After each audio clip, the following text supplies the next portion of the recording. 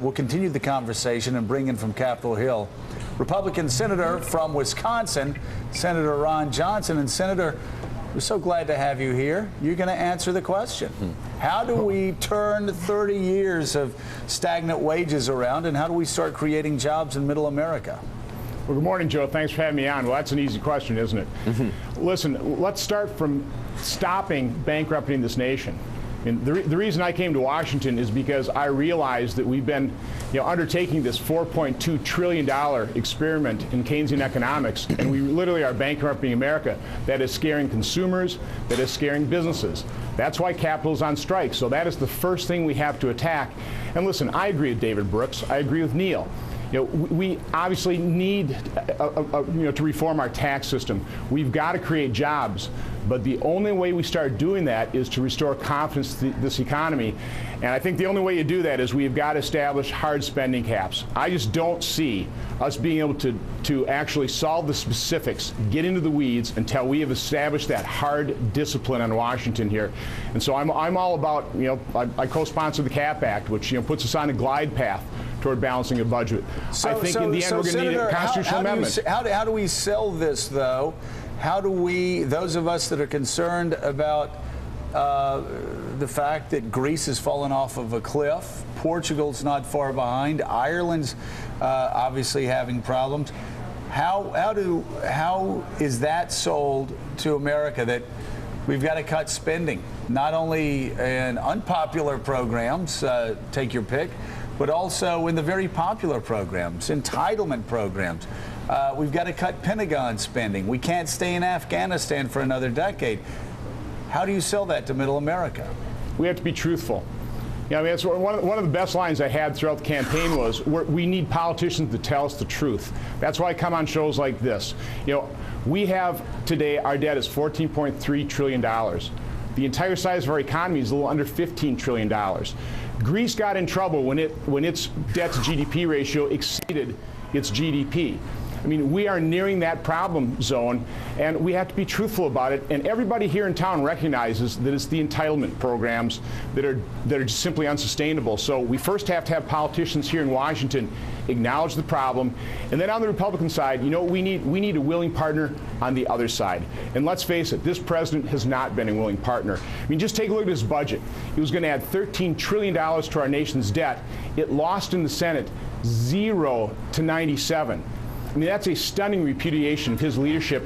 And the bottom line here is we need members of the party of entitlement. That's the Democrats, to step up the plate and acknowledge the problem and work with us. Entitlement spending's a problem, but Pentagon spending's also a problem, is it not? Absolutely. Absolutely. We can't keep, we're spending $2 billion a week in Afghanistan in a war that has been going on for a decade already. Don't we have to make tough choices and say, you know what, it may get ugly when we leave, but we've got to bring the troops home, and we've got to save that $2 billion a week. Yeah, Joe, across the board, everything has to be on the table. That's why the first step really is establishing the hard spending caps that Congress can't weasel out of anymore. And that's what's happened in the past. That's why, in the end, I think we need a constitutional amendment to limit the size of government. That's the only way we get this thing done.